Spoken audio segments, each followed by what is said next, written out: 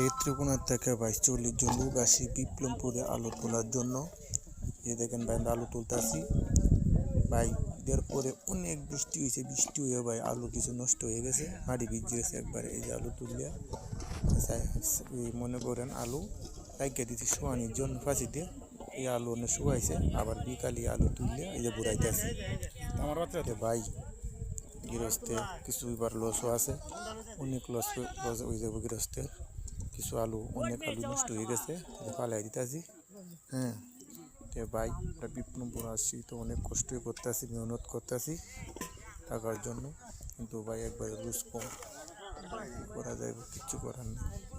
যদি ভাই ভিডিওটা ভালো লাগে সবাই লাইক কমেন্ট শেয়ার করবেন, সাপোর্ট করে আমার পাশে থাকবেন। এটি আপনাদের সকলের কাছে আমার কথা।